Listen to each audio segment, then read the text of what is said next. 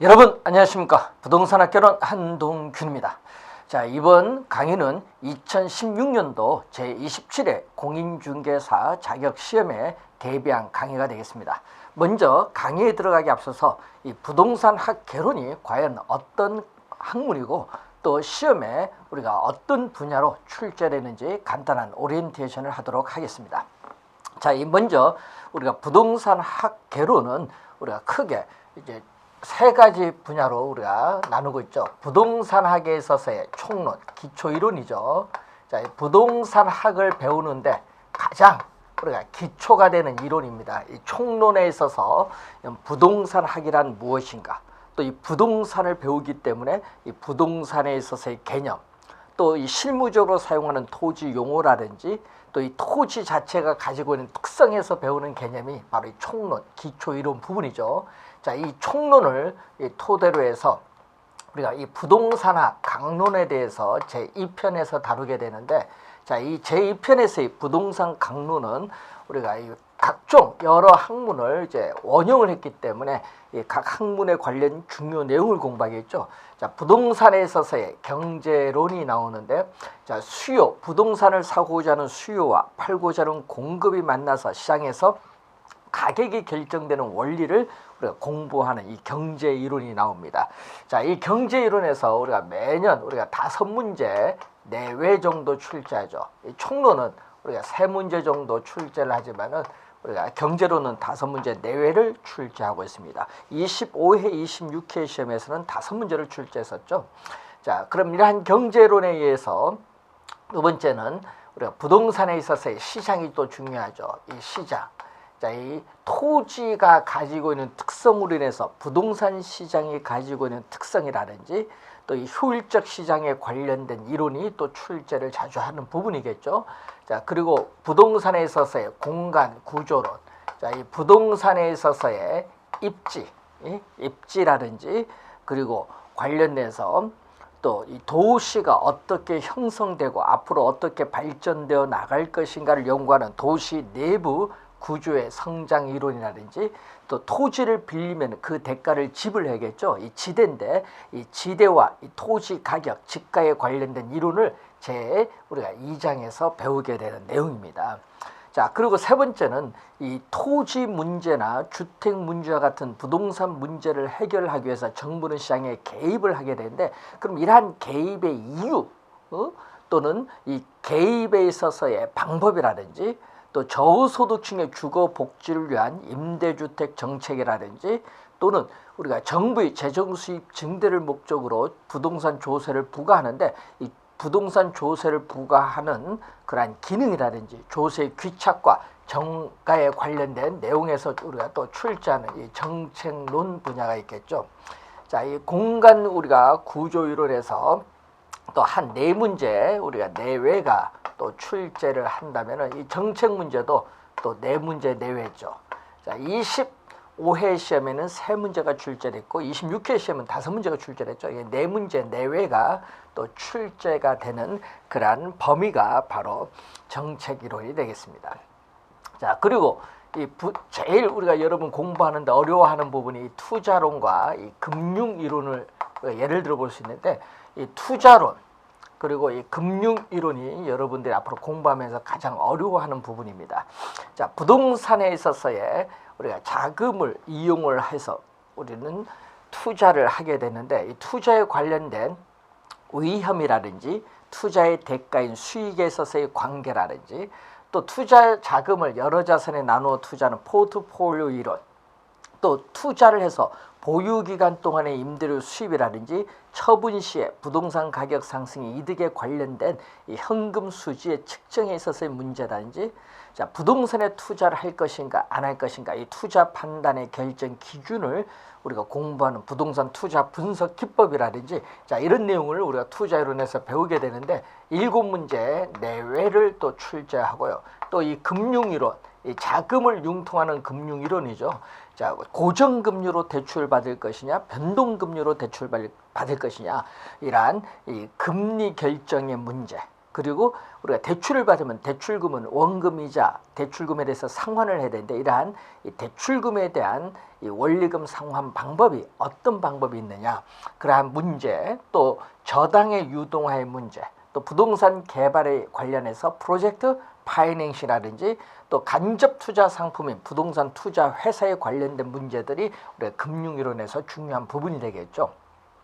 자, 그리고 부동산에 있어서의 개발, 이 부동산에 있어서의 이 개발 및 우리가 관리 이론이 되겠는데, 이 개발 및 관리 이론에서 또 네 문제 내외가 출제되는데, 자, 올해 시험은 7문제가 출제되면서 좀 더 26회 시험은 좀 쉬웠다 이렇게 볼 수 있겠습니다. 이 개발에 따르는 위험이라든지 타당성 분석의 문제, 또 개발 주체에 따르는 공영 개발과 민간 개발 방식의 문제, 또 민자를 유치하여 우리가 부동산을 개발하는 방식이라든지 또 부동산 관리, 또 부동산 마케팅에 관련된 문제들이 출제를 하는 부분이 되겠죠. 자, 강론은 이렇게 6개 형태로 우리가 구성되었다 이렇게 보시면 되겠습니다. 자, 그리고 부동산에 있어서의 평가 이론, 자, 이 감정평가 이론인데, 자, 그러면 이 감정평가 이론을 보게 되면은 이 평가 이론과 관련해서는 우리가 부동산의 특성으로 인해서 우리가 부동산에 있어서의 균형 가격이 자연스럽게 형성되지 못하기 때문에 감정평가사에서 인위적인 균형 가격을 구할 필요가 있죠. 자, 이 감정평가에 있어서의 분류라든지 또 이 부동산의 가치에 영향을 미치는 여러 가지 가치의 형성 요인, 발생 요인과 관련 가치의 형성 원리라든지 또 이러한 부동산 가격의 여러 가지 원칙, 또 부동산에 속해 있는 지역의 분석, 또 개별 분석이라든지, 그리고 감정평가의 방식, 또 물건별 감정평가, 또 부동산 가격 공시제도에 관련된 사항을 우리가 배우는 게 이 평가 이론입니다. 이 평가 이론은 또 매년 우리가 6문제 내외가 출제되는데 25회 시험에서는 7문제가 출제됐지만은 우리가 6회 시험에서는 6문제가 출제됐죠. 자, 이렇게 우리가 부동산 학개론은 이런 형태로 구성이 되었습니다. 자, 이 강론을 여러분이 우리가 우리가 2편, 3편, 우리가 4편 형태로 구성이 되어 있는데, 자, 이 강론에서 여러분 상당히 중요하다 이렇게 보시면 되겠죠. 강론. 자, 이 투자 금융 이론에서 상당히 잘 공부해 두셔야 되는데, 특히 계산 문제가 여기서 또 출제를 할 수 있죠. 자, 우선은 여러분이 관련해서 또 이 계산 문제인데, 부동산 학개론은 이 계산 문제가 또 8문제 내외가 또 출제를 하죠. 우리가 26회 시험은 8문제, 25회 시험은 11문제 출제되는데 8문제 내외가 출제되기 때문에 이 계산 문제는 특히 경제 이론이라든지 그리고 이 투자 이론, 그렇죠? 또 금융 이론, 또 이 평가 이론에서 우리 골고루 계산 문제가 출제를 하는데 8문제 내외가 출제되고요. 이미 기출됐던 문제를 중심으로 잘 우리가 분석해서 반복적으로 연습을 하면은 이 계산 문제는 우리가 쉽게 우리가 정복할 수 있으리라고 생각합니다. 자, 그래서 여러분이 공부할 때 특히 수식에 관련된 내용이 나오면 상당히 어려워하시는 분이 있어요. 여러분, 수학이 아닙니다. 이 수식은 수학이 아니라 단순 우리가 계산하는 간단한 유형이기 때문에 너무 어려워하지 마시고 계속 반복을 해야 되겠죠. 이 수식을 우리가 반복적으로 계산 문제를 연습하면은 8문제 충분히 우리가 풀 수 있으리라고 여기집니다. 자, 원래도 시험 문제 상당히 쉽게 또 계산 문제가 출제를 했었거든요. 그래서 계산 문제가 또 상당히 중요하고, 또 이 부동산 학은 또 이 광범위합니다. 이 부동산 학은 부동산을 대상으로 연구하는 학문이다 보니까 이 학문이니까 여러분이 다른 과목과는 달리, 다른 법 과목과는 달리 우리가 학문적 측면에서 연구를 해야 됩니다. 자, 그러다 보니까 주변에 여러 과학의 학문을 응용한 내용이 있다 보니까 상당히 범위가 광범위합니다. 이 광범위한 것을 여러분들은 이제 이 강의를 들으시면서 이 범위를 좁혀야 되겠죠. 광범위한 내용을 강의를 들으면서 시험에 자주 출제되는 범위 위주로 범위를 좁혀야 되겠습니다. 범위를 좁히면서 먼저 이해를 하셔야 되겠죠. 이 중요 부분 용어죠. 특히 여러분 부동산 학계를 공부하려면요, 이 용어가 상당히 어려운데 이 처음 듣는 용어들이 상당히 많습니다. 부동산을 처음 공부하신 분들은 우선 이 용어를 잘 이해를 해야 돼요. 그래서 여러분이 공부할 때 이 용어만 알면은 부동산 학계는 거의 뭐 한 30-40%는 공부가 된 겁니다. 그래서 이 용어가 상당히 중요하고요. 그리고 용어에다가 그 이론이 또 나오겠죠. 이 이론적 부분에 있어서의 이 내용, 용어를 먼저 잘 이해를 하시고 이 용어를 통해서 이론의 내용을 먼저 이해를 해야 됩니다. 자, 여러분이 공부하다 보면 먼저 암기부터 하시는 분이 있는데 암기하면은 문제가 풀기가 어려워요. 여러분이 단순 암기식의 문제가 출제되는 것이 아니라 이러한 이해된 내용을 응용하는 부분을 출제하기 때문에 암기식으로 공부해서는 안 된다는 거예요. 먼저 이해를 해야 된다는 게 상당히 중요합니다. 먼저 이해를 하고 이걸 반복을 해야 되겠죠. 예, 여러분 반복인데 여러분 교재 기본서인데 이 기본서에 있어서의 내용, 이 교재에 있어서의 이 기본서의 내용을 우리가 첫 번째 1회독을 할 때, 첫 번째 할 때는 정독을 하는 게 상당히 중요합니다. 1회독은 여러분이 어떤 내용으로 구성되는지 한번 정독을 하시고 2회독부터는 좀 어떻게 돼요? 속독이 좀 가능하겠죠. 그래서 여러분이 처음에는 정독이 한번 필요하고 2회부터는 중요 부분 중심으로 속독, 그리고 뭐 그럼 3회차 이런 식으로 우리가 하는데 보통 한 3회 정도는 우리가 공부를 하셔야 됩니다.